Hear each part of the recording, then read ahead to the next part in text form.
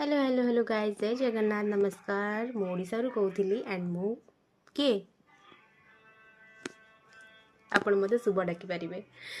तो तो आज हैला तो न्यू इयर रिजोल्यूशन कौन तो मो न्यू इयर रिजोल्यूशन है मुझे केमती खुशी रखी आ सब बड़े हैप्पी हैप्पी रही आ मोर ईद गिर्द लोक को हैप्पी हैप्पी रखी आउ रिजोल्यूशन एमती फैमिली सहित टाइम स्पेंड करंतु बहुत ज़्यादा। Family is the most supportive person in your life. तो जीवन में बहुत किसी कष्ट आसे, से कष्ट को सामना करने को पड़े। मत भी कष्ट हुए, मु भी सामना करी आगु को, कारण मो मामा आ मु जीवन में बहुत स्ट्रांग लेडी, बहुत स्ट्रांग। तो आम स्ट्रांग हे देखा केते बाट चलुच एंड सी तो मत चलाऊँच एंड मत आड़ देखिए इंस्पिरेशन भी हो कि हाँ मो मामा एमती मुझे एमती हेबी एमती करी बहुत ही। तो आउ जन पर्सन को भी मो हैप्पी न्यू ईयर कहवाक मो बाबा को हैप्पी न्यू ईयर बाय बाबा, हैप्पी क्रिसमस माय बाबा। जोटी भी था जमती भी था खुशी रे था। तो देख जना पड़े आज को 9 वर्ष हो गला कथा कहवाक गले, बट एमती लगे ना कि दिन सरे कि एमती लगे कुआडे जाइछंदी गाँ फा एमती लगे, किंतु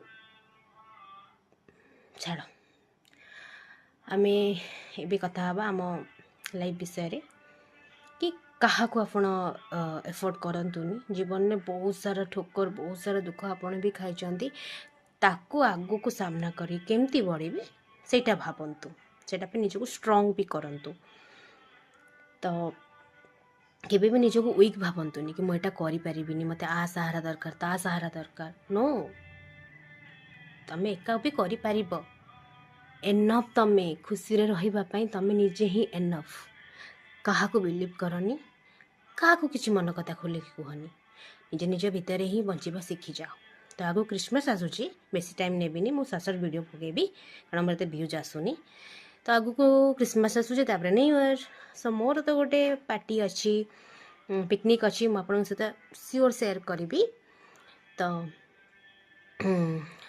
ठीक अच्छे। तो आपने भी आप न्यू ईयर रे कौन कौन सब प्लान मते कमेंट रे जणेबे। प्लीज सपोर्ट करंतु मते। 60टा फ्रेंड को मोर थे फास्ट रू यूट्यूब रे 13टा खंडे एवं हेलानी 60टा। सो प्लीज प्लीज प्लीज बहु मत सपोर्ट करंतु। It's very Christmas and wish you happy happy happy new year. तो मु न्यू ईयर रे डेली ब्लॉग करी। सो प्लीज मते सपोर्ट करंतु एंड कीप स्माइलिंग।